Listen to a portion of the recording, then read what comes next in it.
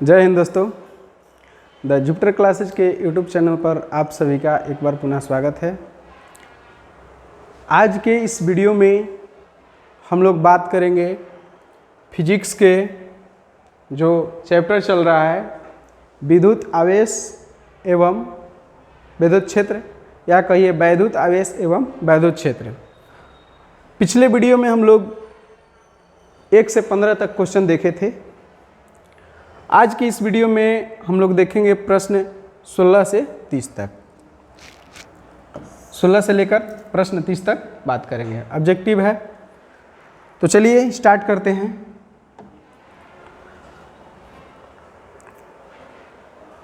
यहाँ पर देख रहे हैं स्क्रीन पर लिखा हुआ है थैंक यू, अर्थात आप लोग को बहुत बहुत धन्यवाद जो आप लोग इस तरीक़ा से वीडियो को देख रहे हैं, सपोर्ट कर रहे हैं और अपने दोस्तों के पास शेयर करने के लिए बहुत बहुत धन्यवाद। और इसी तरह से और भी आगे सपोर्ट करते रहिए। चलिए तो बढ़ते हैं अपने क्लास की ओर। देखिए पहला जो प्रश्न है, एक minute,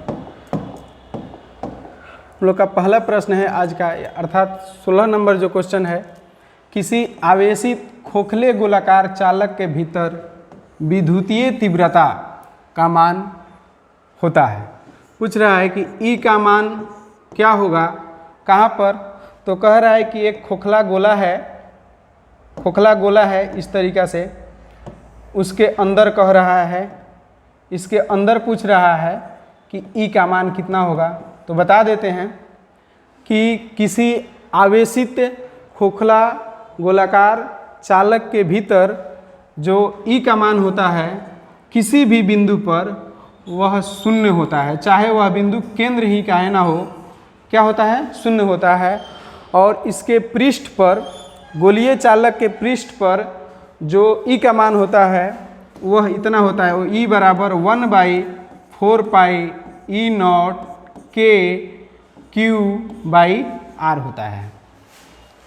Q by are square होता है। क्यू बाई क्या होता है, आर स्क्वायर होता है, इतना होता है। यानी कि पृष्ठ पर होगा, आर क्या है, त्रिज्या है, पृष्ठ के बाहर भी होता है, केंद्र से जितना दूरी रहेगा आर के जगह पर उतना मान ले लेंगे। जैसे मान लेते हैं कि केंद्र से एक बिंदु P है, अगर यहाँ से ले करके यहाँ तक, इसको मान लेते हैं कि यह R है, क्या है, P बिंदु है, यहाँ से लेकर दूरी दिया है कितना, R दिया हुआ है। तो इस P बिंदु पर E का मान हो जाएगा 1/4 पाई ई नॉट के Q by capital R square. लेकिन जैसे ही पूछा जाएगा कि इसके अंदर कितना होता है तो वह क्या होता है, शून्य होता है। तो इसका राइट आंसर कौन सा हो जाएगा, सी नंबर। चलिए अब अगले प्रश्न की ओर बढ़ते हैं। क्वेश्चन लंबा देख करके डरना नहीं है कि ज़्यादा लाइन में है तो क्या होगा, बनेगा कि नहीं बनेगा, इस तरह से नहीं सोचना है। कह रहा है कि 3 छोटे गोले प्रत्येक पर आवेश क्यू है। कह रहा है कि 3 छोटा छोटा गोला है, जिन तीनों पर आवेश क्या है, स्मॉल क्यू है। कह रहा है कि आर त्रिज्या के वृत्त की परिधि, कह रहा है कि आर त्रिज्या के वृत्त है कि परिधि पर इस प्रकार रखे गए हैं कि वे एक समबाहु त्रिभुज बनाते हैं। यदि एक अन्य आवेश क्यू वृत्त के केंद्र पर रखा जाए तो क्यू पर बल पूछ रहा है कितना होगा। तो चलिए इसको पहले क्वेश्चन के हिसाब से हम लोग इमेज सेट करते हैं, उसके हिसाब से बनाते हैं। जिसे मान लीजिए कि ये आपका हो गया वृत्त हो गया, ठीक है। इसका सेंटर मान लेते हैं कि यहाँ पर है, इसका सेंटर ये वाला हो गया, ठीक है। अब देखिए कि कह रहा है कि 3 बिंदु है, एक यहाँ पर है, एक यहाँ पर गोला है और एक यहाँ, तीन छोटा छोटा गोला है, इस तरीक़ा से है, समझिए बढ़िया से।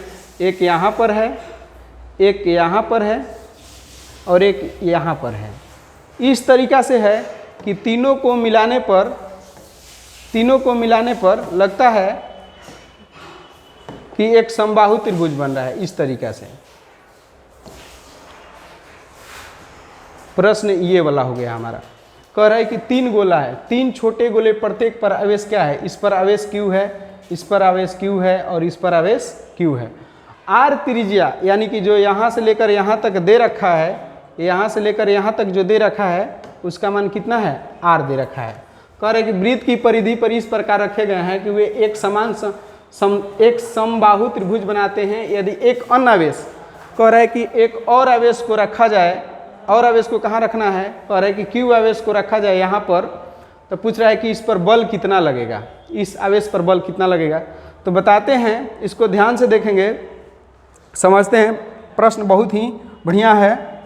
देखिए, अगर इस Q के वजह से इस पर देखेंगे तो बल की दिशा इधर होगा। एक मिनट, बल की दिशा यहाँ पर इसके हिसाब से देखेंगे, इसके हिसाब से, तो इस पर बल की दिशा इधर होगा, यानी कि यहाँ से इधर होगा, इधर होगा। और इसके तरफ से देखेंगे तो इधर होगा। अब समझिए, और इन दोनों का रिजल्टेंट देखेंगे, इन दोनों, जैसे बल, इसके वजह से बल इधर लगेगा और इसके वजह से इधर लगेगा, और इन दोनों को रिजल्टेंट देखेंगे तो रिजल्टेंट बल जो होगा वह इधर निकलेगा। जो रिजल्टेंट बल है दोनों को मिलाकर वह इधर आएगा, जो कि इधर से जो फोर्स लगेगा, ये वाला जब इधर लगाएगा तो वह दोनों बराबर हो जाएगा। फिर इसी तरह से जब ये वाला बल लगाएगा, ये वाला इधर लगाएगा और ये वाला इधर लगाएगा, तो दोनों को मिलाकर इधर आ जाएगा। और जब ये वाला बल, देख समझिए, थोड़ा बढ़िया समझते हैं। देखिए, ये वाला बल इधर लगा रहा है, ठीक है, ये वाला बल इधर लगा रहा है, तो इन दोनों का मिला करके देखेंगे बल तो एगो इधर लगेगा, जो कि इसके द्वारा लगाए गए बल के बराबर होगा। ठीक इसी प्रकार से अगर इसके द्वारा लगाया गया बल इसके द्वारा देखेंगे तो इसके बराबर हो जाएगा। तो कुल मिलाकर कहेंगे कि तीनों के द्वारा लगाया गया जो बल है वह किसके बराबर होगा, 0 के बराबर। मतलब कहने का मतलब है कि इस पर किसी तरह का कोई बल नहीं लगेगा, अर्थात यानी यहाँ पर कोई आवेश रहेगा और तीनों समबाहु त्रिभुज के शेप पर रखा हुआ है, कोना पर रखा हुआ है, तो इस पर किसी तरह का कोई बल नहीं लगेगा। तो हम लोग का राइट जो आंसर हो जाएगा वह हो जाएगा ऑप्शन नंबर ए हो जाएगा। चलिए बढ़ते हैं अगले प्रश्न की ओर। अगला प्रश्न है, चलिए अब अगले प्रश्न की ओर बढ़ते हैं। प्रश्न संख्या 18। लघु वैद्युत द्विध्रुव के कारण किसी अक्षीय बिंदु पर वैद्युत क्षेत्र की तीव्रता, क्या कह रहा है, अक्षीय, यहाँ ध्यान देना है, क्या है, तो वैद्युत द्विध्रुव उतनी ही दूरी पर निरक्षीय स्थिति में।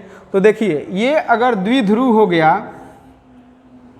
बात समझेंगे, ये द्विध्रुव हो गया, इस निकाय में 2 आवेश होता है, एक प्लस और एक क्या होता है, माइनस।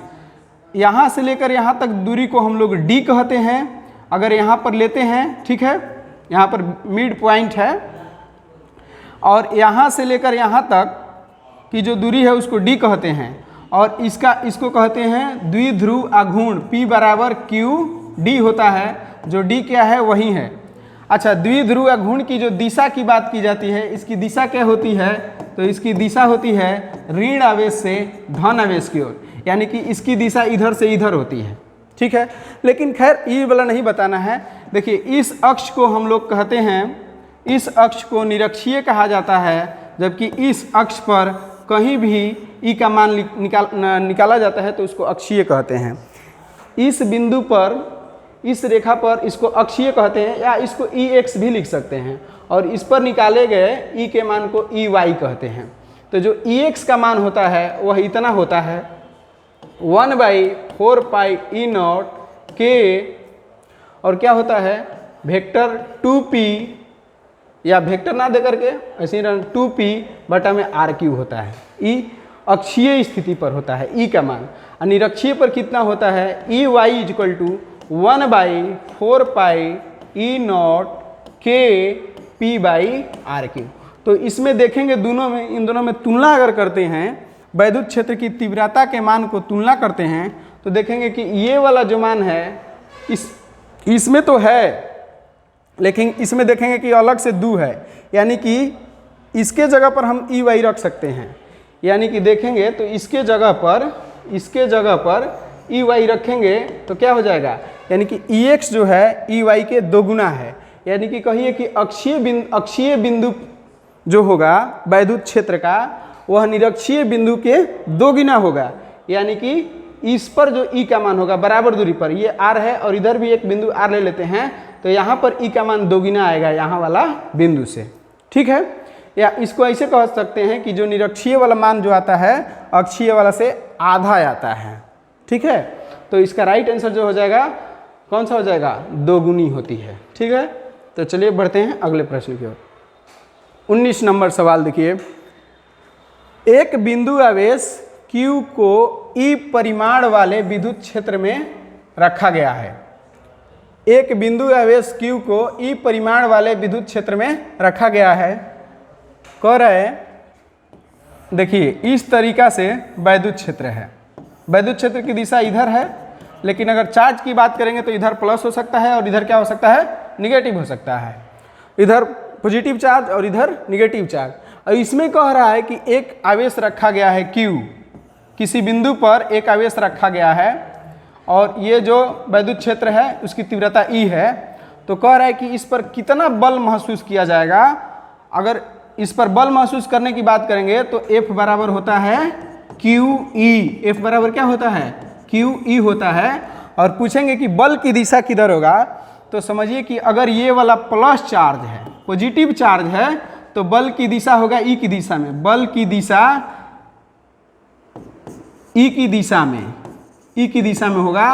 अगर निगेटिव चार्ज रहेगा, निगेटिव चार्ज, तो बल की दिशा जो होगा E के विपरीत दिशा में, किधर होगा, विपरीत दिशा में, विपरीत दिशा में होगा। तो हम लोग का आंसर कौन हो जाएगा, F बराबर QE है कहीं पर, हाँ ऑप्शन नंबर ए है, तो ए इज करेक्ट आंसर है। चलिए देखते हैं अगले प्रश्न की ओर। एक वैद्युत क्षेत्र 20, उस वैद्युत क्षेत्र, देखिए उस वैद्युत क्षेत्र की तीव्रता जो 10 के पावर -4 सेंटीमीटर त्रिज्या वाली पानी की बूंद कह रहा है, जिस पर 1 इलेक्ट्रॉन का आवेश है। देखिए समझिए, बहुत ही बढ़िया क्वेश्चन है, इसको रख लीजिए, मान के इसको VVI कर लीजिए। और ये प्रश्न जो है एक लेवल पर है, तो इसको देखेंगे बढ़िया से और समझेंगे। कह रहा है कि एक बिंदु आवेश है, एक ऐसे है, बारिश का बूंद है, समझेंगे इसको बढ़िया से। देखिए इस तरीका से है,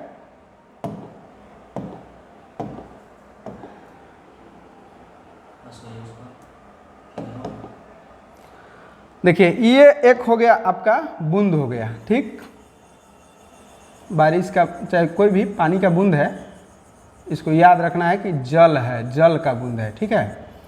और इसकी त्रिज्या दे रखा है, इसकी त्रिज्या कितना दे रखा है, इसकी त्रिज्या दे रखा है 10 के पावर -4 सेंटीमीटर में है। तो अगर हम इसको बनाना चाहेंगे मीटर में तो कितना हो जाएगा, R बराबर 10 के पावर -4, अगर इसमें 100 से भाग देंगे तो मीटर में हो जाएगा, यानी कि 10 के पावर -6 मीटर, 2 ऊपर चल जाएगा और निगेटिव में हो जाएगा। हम लोग कह रहे हैं कि एक इलेक्ट्रॉन, कह रहा है कि इस पर इलेक्ट्रॉन है, इस पर क्या है, तो इस पर कह रहा है कि इलेक्ट्रॉन है, एक इलेक्ट्रॉन है, चारों तरफ छितराया हुआ है उसके पृष्ठ पर। तो बताना है कि इसको हवा में स्थिर लटकाने के लिए इसको विद्युत क्षेत्र में रखना है। तो विद्युत क्षेत्र में जो बल महसूस होता है, इसको देखिए, इसको हवा में, एयर में लटका के रखना है, हवा में लटका रहे। तो इसको वैद्युत क्षेत्र में कितना वैद्युत क्षेत्र में रखा जाए कि इस पर जो बल लगे, इधर बल जो लगे, इधर एक बल लगेगा, जो बूंद होगा उस पर नीचे की बल लगेगा, और ये वाला जो होगा ऊपर की तरफ होगा। तो इस पर बताना है हम लोग को कि ई का मान कितना होगा, ताकि यह हवा में ही लटका रहे। ठीक है, सवाल समझ गए। हम लोग को ई का मान ज्ञात करना है। हमारे पास क्या है, जल, जल का एक बूंद है और एक इलेक्ट्रॉन है। तो सबसे पहले बात करते हैं एक इलेक्ट्रॉन के। इलेक्ट्रॉन पर, इलेक्ट्रॉन का चार्ज कितना होता है, इलेक्ट्रॉन पे चार्ज, इलेक्ट्रॉन पर चार्ज यानी कि आवेश कितना हो जाता है, तो E बराबर 1.6 गुना 10 के पावर -19 कूलम होता है। ठीक है, स्मॉल g आएगा तो उसमें स्मॉल g का मान हम लोग लेंगे 10 मीटर प्रति सेकंड स्क्वायर लेंगे। ठीक है, जल के अगर घनत्व का बात करेंगे जल का घनत्व, जल का घनत्व की बात करेंगे तो होता है 1000। कितना होता है? 1000 किलोग्राम प्रति मीटर क्यूब होता है। ठीक है, अब हम लोग देखेंगे हवा में स्थिर, तो F बराबर क्या होता है? QE। Q बराबर क्या होता है? तो F बटा, एक मिनट, E बराबर क्या होता है? E ना निकालना है जी, तो E देखेंगे। E बराबर क्या हो जाएगा? तो E बराबर हो जाएगा F बटा Q हो जाएगा। अभी हम लोग को देखना है कि इस पर बल जो लगेगा वो नीचे की तरफ लगेगा, तो वह किसके बराबर हो जाएगा? तो mg। नीचे की तरफ कितना बल लगता है? mg। जो इलेक्ट्रिक फील्ड है वह ऊपर की तरफ बल महसूस कराएगा, तभी ना हवा में रह पाएगा। बूंद जाएगा नीचे, इलेक्ट्रिक फील्ड फोर्स लगाता है ऊपर की तरफ, तो क्या हो जाएगा? F बराबर mg जो हो जाएगा। Q क्या है? Q के जगह पर एक इलेक्ट्रॉन है। क्या है? एक इलेक्ट्रॉन है। चलिए अगले पेज में देखते हैं, तो कितना आ गया? मिनट देखेंगे। E बराबर mg बाई, E बराबर आ गया है mg बाई 1 इलेक्ट्रॉन, और m के जगह पर m कैसे निकालेंगे? यानी कि m हम लोग को निकालना है द्रव्यमान, तो द्रव्यमान बराबर क्या होता है? घनत्व बराबर द्रव्यमान बटा v, तो m बराबर हो जाएगा रो v। ठीक है, तो यहाँ पर हो जाएगा रो v और g, एक इलेक्ट्रॉन का मान होता है 1.6 गुना 10 के पावर माइनस 19 कूलम। तो अच्छा, रो का मान कितना होता है? घनत्व, यानी कि जल का बूंद था, तो जल का घनत्व बताए थे पहले, कितना होता है? 1000। आयतन कितना होता है? तो गोल है बूंद, तो इसका कितना हो जाएगा? 4/3 पाई r क्यूब। g का मान, g क्या है? तो गुरुत्वीय त्वरण है, तो 10 हो जाएगा। नीचे कितना हो जाएगा? 1.6 गुना 10 के पावर माइनस 19 कूलम। पाई का मान रखना पड़ेगा, तो 10 के पावर 3 और 1 कितना हो जाएगा? 10 के पावर 4, तो इसको इधर रख देते हैं 10 के पावर 4, और नीचे है 1.6 गुना 10 के पावर माइनस 19, और इसका मान हो जाएगा 4/3 गुना पाई के जगह पर 3.14, और r का मान कितना दे रखा था? तो r के मान यहाँ से देख लेते हैं कि जो बूंद था उसके त्रिज्या का मान दे रखा था कितना? 10 के पावर माइनस 6 मीटर। तो इसको देख लेते हैं, तो कितना हो जाएगा यहाँ पर? 10 के पावर माइनस 6 के पावर 3। अब इसको हल कर लेते हैं, तो हो जाएगा 4/3 गुना 3.14 गुना 10 के पावर माइनस 18 गुना 10 के पावर माइनस 4, अब बटा में हो जाएगा 1.6 गुना 10 के पावर माइनस 19। थोड़ा गौतम सर मोबाइल दीजिएगा, तो गुना करके बताते हैं। चाहे आप लोग अपने से भी इसको कर सकते हैं, गुना करना है, भागा देना है। तब तक से हम लोग क्या करते हैं कि ऊपर लेके जाते हैं, तो 10 के पावर हो जाएगा -22, और गुना है ऊपर चल जाएगा तो हो जाएगा 10 के पावर माइनस प्लस हो जाएगा 19। चलिए गुना कर लेते हैं।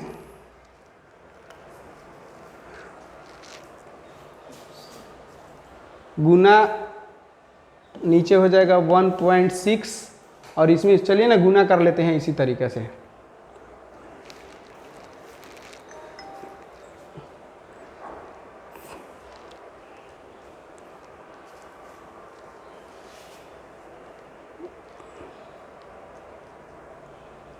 ऊपर आ जाए 3 नीचे आ जाएगा। ठीक है, और 4 में 3.14 से गुना अगर करते हैं तो 12.56, और इसमें अब क्या करते हैं? 12.56 में भागा देना है कितना से? 12.56 भागा दीजिए 48, 4.8 गुना 10 के पावर 19 में से ही घटेगा तो कितना हो जाएगा? माइनस में बचेगा 3। अब इसमें भागा देना है हम लोग को 4.8 से, तो आ गया 2.61 गुना 10 के पावर माइनस 3 आ गया। पकड़िए तो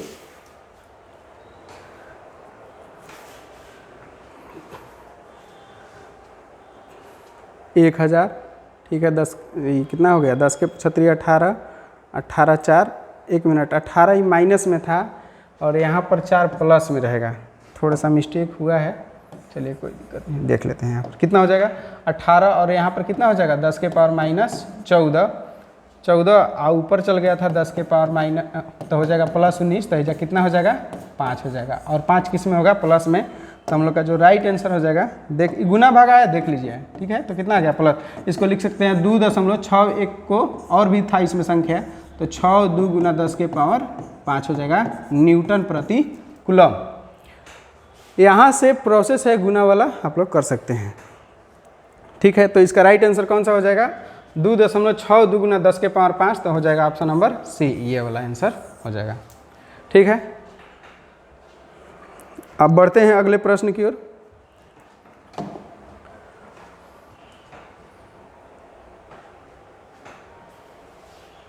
तो चलिए अब देखते हैं अगले प्रश्न को, ठीक है। अगले प्रश्न 21 नंबर सवाल है, एक विद्युतीय द्विध्रुव को दो विपरीत आवेशों से बना है। द्विध्रुव जब भी कहा जाएगा तो समझ लेना है कि उसमें दो आवेश होगा, दोनों बराबर होगा, एगो पॉजिटिव होगा तो एगो निगेटिव होगा, जिनके परिमाण कितना है 3.2 गुना 10 के पावर माइनस, देख लेंगे यहाँ पर 10 के पावर माइनस 19 कूलाम है, एवं यहाँ पर भी है, तो एगो प्लस में होगा एगो माइनस में होगा, तथा इनके बीच की दूरी दे रखा है। तो चलिए हम लोग क्या करते हैं कि एक दिया हुआ है यहाँ पर, एक दिया हुआ है यहाँ पर, दिया है 3.2 गुना 10 के पावर माइनस 19 प्लस में, और 3.2 गुना 10 के पावर माइनस 19 कूलम निगेटिव में है। तो ये प्लस हो गया और ये वाला किस में हो गया, माइनस में। और दोनों के बीच की दूरी कितना दे रखा है, 2.4 गुना 10 के पावर माइनस 10 मीटर, सिंपल है। तो कह रहे हैं विद्युतीय द्विध्रुव घूर्ण, अभी बताए कि द्विध्रुव घूर्ण को किस सूचित करते हैं, पी से। पी बराबर क्या होता है, क्यू डी होता है। क्यू का मान 3.2 गुना 10 के पावर माइनस 19 कूलम, गुना डी का मान कितना दे रखा है, तो डी का मान ये वाला है। हम लोग इसमें प्लस धन वाला लेते हैं, निगेटिव वाला नहीं लेते हैं। तो यहाँ पर 2.4 गुना 10 के पावर माइनस 10 मीटर हो जाएगा, और इसमें गुना कर लेते हैं, तो 3.2 गुना 2.4 गुना कर दीजिए, 4 दूनी 8 4 तिहाई 12 आए 32 दूनी 64, तो हो जाएगा 8 8 7 7.88 गुना 10 के पावर कितना हो जाएगा, -10 और -19 कूलाम मीटर हो जाएगा। तो ऑप्शन में है, देख लीजिए 7.88 गुना 10 के पावर -29, 7.86 है, 7.86, लेकिन उसमें 27 है, इसमें 29 है, 7 चलिए ये वाला हम लोग का ऑप्शन नंबर कौन सा हो जाएगा, सी हो जाएगा। देखो फिर से गुना कर, 4 दूनी 8 4 3 12, ठीक है, 2 दूनी 4 3 6, ठीक। 1 मिनट है जा, 1 मिनट है जा। गुना जो है हम लोग का यहाँ पर जोड़ में गलती हो गया, यहाँ पर 2 4 कितना हो जाएगा 6, 7.68, यानी कि ऑप्शन नंबर सी ना होकर के कौन हो जाएगा, बी हो जाएगा। तो इसमें सिंपल गुना था, आप लोग प्रोसेस समझ लीजिए कि इस तरह का सवाल रहता है। तो हम लोग द्विध्रुव घूर्ण निकालना है तो P बराबर क्यू डी पर बना लेंगे, क्यू डी पर, ठीक है। मिलते हैं अगले प्रश्न में। अगले प्रश्न को देखते हैं, 8 कूलम ऋण आवेश में उपस्थित इलेक्ट्रॉनों की संख्या। 8 कूलम कह रहा है कि 8 कूलम में कितना इलेक्ट्रॉन होगा, तो बताते हैं 1 कूलम में कितना इलेक्ट्रॉन, तो 6.25 गुना 10 के पावर 18 इलेक्ट्रॉन। 1 कूलम में 6.25 गुना 10 के पावर 18 कूलम, तो 8 कूलम में कितना, तो इसलिए लिखेंगे 8 कूलम में सीधा गुना कर देना है, 8 गुना 6.25 गुना 10 के पावर 18 इलेक्ट्रॉन। तो गुना कर लेंगे तो कितना हो जाएगा, 8 5 40, 4 8 दूनी 16 4 20 हो जाएगा, 2 8 से 48 4 52 हो जाएगा, गुना 10 के पावर 18 इलेक्ट्रॉन। तो इसमें क्या कर देते हैं कि इसको दशमलव में बदल देते हैं, गुना गड़बड़ हो रहा है बढ़िया। 8 5 40, 4 8 दूनी 16 4 20, 8 से 48 48 और 2 कितना हो जाएगा 50, गुना आज बड़ी गलती हो रहा है। चलिए कितना हो गया 50, तो इसको लिख सकते हैं कितना, दशमलव यहाँ से इधर शिफ्ट करते हैं तो हो जाएगा 50 को लिख सकते हैं 5 गुना 10, और ये हो जाएगा 10 के पावर 18 इलेक्ट्रॉन। तो ये कितना हो जाएगा 5 गुना 10 के पावर 19 इलेक्ट्रॉन है ऑप्शन में ये नंबर। तो ये राइट आंसर हो जाएगा 5 गुना 10 के पावर 19 इलेक्ट्रॉन। चलिए बढ़ते हैं अगले प्रश्न की ओर। 23 नंबर, 5 कूलम के 2 बराबर तथा विपरीत परस्पर 5 सेंटीमीटर दूरी पर रखे हैं। फिर से वही सवाल P वाला, तो P बराबर बता सकते हैं आप लोग, P बराबर क्यू डी। क्यू का मान कर रहा है 5 कूलम के 2 बराबर तथा विपरीत, दोनों बराबर रहेगा विपरीत रहेगा, तो 5 क्यू के जगह पर हो जाएगा 5 कूलम, और डी के जगह पर कितना हो जाएगा, तो कह रहे 5 सेंटीमीटर। सेंटीमीटर को मीटर में बदल दीजिए, 5/100 ये मीटर में हो गया, तो कितना हो जाएगा 5 5 25 बटा में 100 कूलम मीटर। अब इसको कर सकते हैं कितना, तो 100 को ऊपर लेकर चलिए तो हो जाएगा 25 गुना 10 के पावर माइनस 2 कूलम मीटर। तो हम लोग इस हिसाब से हम लोग का राइट आंसर कौन सा हो जाएगा, ऑप्शन नंबर ए। इसको आप लोग बना सकते हैं। चलिए अगले प्रश्न पर। वायु में दो धनावेशों के बीच परावैद्युत पदार्थ रख देने पर इसके प्रतिकर्षण पर क्या प्रभाव पड़ेगा, या प्रतिकर्षण बल का मान क्या होगा। प्रतिकर्षण बल का मान क्या होगा, कह रहा है कि हवा में दो धनावेश है, एक Q1 और एक Q2। क्या कह रहा है, वायु में दो धनावेशों के बीच, इसमें पहले से हवा है लेकिन इसमें अब इसमें हवा नहीं, इसके बीच में कुछ रख देना है, कोई भी पदार्थ रख देना है। तो कह रहा है कि इनके बीच प्रतिकर्षण बल, यानी कि कूलम के नियम से देखेंगे तो F बराबर होता है 1/4 पाई E0 K Q1 Q2 by R²। तो ये जो K है वह हवा के लिए सबसे कम होता है, हवा के लिए सबसे कम कितना होता है, 1 होता है। हवा के लिए सबसे कम कितना होता है, 1 होता है। और हवा को हटा करके कुछ भी रखेंगे तो K का मान क्या आएगा, अधिक होगा। आज बताए हैं कि जब हर वाला कोई भी राशि बढ़ता है तो बराबर के उधर जो राशि है वह घटेगा, और इसको व्युत्क्रमानुपाती ना है जी, ऊपर रहेगा तो समानुपाती, नीचे रहेगा तो व्युत्क्रमानुपाती। अगर व्युत्क्रमानुपाती है तो वह क्या होगा, घटेगा, समानुपाती होगा तो बढ़ेगा। तो यानी कि F का जो मान होगा, यानी कि जो F का मान होगा वह क्या होगा, घटेगा। तो हम लोग का राइट आंसर कौन सा हो जाएगा, बढ़ जाएगा, घट जाएगा, वहीं रहेगा, शून्य नहीं, घटेगा, घट जाएगा। ठीक है, कौन सा हो जाएगा, घट जाएगा। K का मान, हवा का मान 1 होता है, और हवा को हटा करके कोई भी पदार्थ रखेंगे तो 1 से अधिक होगा। तो 1 से अधिक होगा तो नीचे वाला अधिक, तो ऊपर वाला ये जो उधर है वह क्या हो जाएगा, कम हो जाएगा। तो राइट आंसर घटेगा। एक निश्चित दूरी पर R पर दो समरूप धातु के गोले पर -4 कूलम तथा -2 कूलम हैं। गोले के बीच आकर्षण बल F है। यदि दोनों गोलों को परस्पर कराकर पुनः उसी दूरी पर रख दिया जाए तो उनके बीच बल होगा। ये पूछ रहा है कि बल कितना होगा। तो बता देते हैं कि दो गोला है, इस तरीक़ा से कह रहे हैं कि दो गोला है, एक यहाँ है एक यहाँ है। कह रहा है कि निश्चित दूरी पर है, दोनों के बीच दूरी जो है वह कितना है, R है। दोनों गोला एक समान है, माने दोनों गोला जो है वह एक समान है। कह रहा है कि लेकिन इस पर चार्ज है, एक पर चार्ज है +4 कूलम और एक पर है -2 कूलम। ठीक है, तो दोनों निकाल देंगे। F बराबर डायरेक्ट लिखते हैं तो K कैपिटल K Q1 तो 4Q गुना -2Q और बटा में R² होता है। तो ये वाला कितना हो जाएगा, तो पहले जो बल लगेगा सटाने से पहले, यानी कि संपर्क करने से पहले, वह हो जाएगा K -8, 1 मिनट गुना कर लेंगे तो कितना हो जाएगा, -8Q² K बटा में R²। अब क्या किया जाता है कि दोनों को संपर्क किया जाएगा। दोनों को जैसे ही सटाइएगा, दोनों गोला को आपस में संपर्क किया जाएगा तो होगा क्या कि +4Q और -2Q दोनों मिलके कितना हो जाएगा, 2 कूलम। और फिर उसको हटाएंगे तो एक पर 1 कूलम और एक पर Q आ जाएगा और एक पर Q कूलम आवेश आ जाएगा। अब दोनों को हटा यहाँ पर देखेंगे, संपर्क करेंगे तो दोनों मिल करके 2 कूलम हो गया। 4 में से 2 घटेगा, 2 बचेगा। अब दोनों को अलग करेंगे, फिर उतना ही दूरी पर रखते हैं तो एक इस पर आ गया Q और इस पर आ गया Q। अब बल निकालते हैं तो हो जाएगा K Q गुना Q और बटा में क्या हो जाएगा, R²। तो आ जाएगा KQ² बाई R²।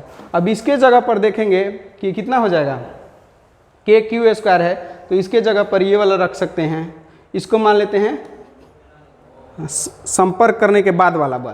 तो F बराबर कितना आ गया, अब देखेंगे तो F बराबर आ गया -8, और यहाँ पर कितना आ गया, इसके जगह पर रख सकते हैं FR। तो कितना हो जाएगा, पहले वाला देखेंगे तो ये वाला माइनस प्लस जो है वह प्रतिकर्षण आकर्षण बताता है। तो यहाँ पर देखेंगे FR बराबर कितना हो जाएगा, F बटा 8। यानी कि पहले जो बल होगा उसमें अगर 8 से भागा देंगे तब अब का बल आएगा, यानी कि ऑप्शन नंबर कौन सा हो जाएगा, D हो जाएगा, F/8 हो जाएगा। तो चलिए अगले प्रश्न की ओर बढ़ते हैं। वायु में कह रहा है कि वायु में 1 सेंटीमीटर दूरी पर रखे प्रत्येक 1 माइक्रोकूलम के 2 बिंदु धनात्मक आवेशों के निकाय की वैद्युत स्थितिज ऊर्जा। कह रहा है कि वायु में है कितना, यहाँ पर है 1 माइक्रोकूलम, यहाँ पर भी कितना है 1 माइक्रोकूलम, और इसके बीच की दूरी कितना है 1 सेंटीमीटर है। माइक्रोकूलम का कितना होता है 10 के पावर माइनस 6, और ये भी हो जाएगा 1 गुना 10 के पावर माइनस 6 बराबर हो जाएगा 10 के पावर माइनस 6 कूलम। कह रहे कि वैद्युत स्थिति ऊर्जा यानी कि अगर दो आवेश कुछ दूरी पर हो तो आवेश का मान होता है 1/4 पाई E0 K Q1 Q2 और बटा में क्या हो जाता है R होता है। तो यहाँ पर देखेंगे कि इसका मान देखेंगे तो हो जाता है, इसके हवा के लिए K का मान 1 होता है और इसका मान हो जाता है 9 गुना 10 के पावर 9, और Q1 का मान कितना दे रखा है तो 10 के पावर माइनस 6, Q2 का भी 10 के पावर माइनस 6, R का मान कितना दे रखा है, R कितना है जी 1 सेंटीमीटर है ना, हाँ 1 सेंटीमीटर। तो 1 सेंटीमीटर का मतलब 1/100 मीटर में बदल लेंगे तो ये वाला ऊपर चला जाएगा, तो कितना हो जाएगा यहाँ पर देखेंगे तो 9 गुना हाई कितना हो जाएगा 12, 10 के पावर 9 गुना 10 के पावर माइनस 12, और ये भी ऊपर चल जाएगा 100 जो है ना तो ऊपर चल जाएगा तो हो जाएगा 10 के पावर 2। अब देख लीजिए 9 गुना 10 के पावर 9 2 11, और ये हो गया माइनस 10 के पावर माइनस 12, 11 में से 12 घटेगा तो 9 गुना 10 के पावर माइनस 1 यानी कि हो जाएगा 9/10 यानी कि 0.9। अब ऊर्जा है तो ऊर्जा का ये सही मात्रा क्या होता है जूल, तो इसका राइट आंसर कौन देख लीजिए ऑप्शन नंबर 0.9 जूल। तो इस तरह से सभी प्रश्नों को आप लोग बहुत ही ध्यान से देखिए, अच्छा से देखिए और इसको समझने का प्रयास कीजिए। थोड़ा सा ऑब्जेक्टिव क्वेश्चन है तो फास्ट बताने का प्रयास करें, फिर भी तो टाइम लग ही जा रहा है। मिलते हैं, चलिए देखते हैं अब अगले प्रश्न को। चालक पदार्थ से बने असीमित आवेशित पतली चादर की सतह के निकट स्थित किसी बिंदु पर विद्युतीय क्षेत्र का मान कितना होगा। तो कह रहा है कि इसे चालक है, पतला चादर है, ऐसे इस तरीक़ा से चादर है समझ लीजिए, और इस पर कह रहा है कि मतलब अनंत लंबाई का है, असीमित है, अनलिमिटेड है, और कह रहा है कि इसके किसी भी बिंदु पर बता रहा है कि विद्युतीय क्षेत्र का मान कितना होगा, ई का मान कितना होगा। तो बता देते हैं कि अगर कोई चालक प्लेट है या पूरा एकदम चादर है, पूरा फैला हुआ है, मतलब असीमित है, तो वहाँ पर होता है सिग्मा बटा 2E0 होता है। सिग्मा क्या है तो सिग्मा बताया गया है आवेशों के सतत वितरण में बताया गया है कि 3 तरह का वितरण होता है। इस तरीक़ा से 3 तरीक़ा का क्या होता है वितरण होता है। इसमें होता है लेम्डा, इसमें सिग्मा और इसमें क्या होता है रो। तो वही सिग्मा है पृष्ठ पर जो आवेश वितरण हुआ है उसका घनत्व है, ठीक है। और ये E0 हो गया, कितना हो गया E बराबर सिग्मा बटा 2E0 होता है। तो इसका राइट आंसर कौन सा है, सी ऑप्शन है। चलिए देखते हैं और 2-3 सवाल बचा हुआ है। जब किसी वस्तु को आवेशित किया जाता है तो उसका द्रव्यमान, तो कल ही बताए थे, कल के वीडियो में बताए थे कि एक धन है और एक ऋण, एक पर धन आवेश दिया गया है और एक पर ऋण आवेश, 2 गोला है, एक पर धन आवेश दिया गया है, एक पर ऋण आवेश। तो बताए थे कि जिस पर धन आवेश होगा उस पर क्या होगी, इलेक्ट्रॉन की कमी होता है।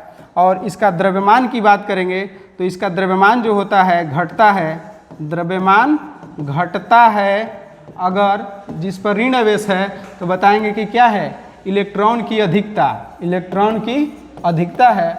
और जिस पर इलेक्ट्रॉन की अधिकता रहता है इसका मतलब है कि द्रव्यमान जो है उसका क्या होता है, अधिक होता है।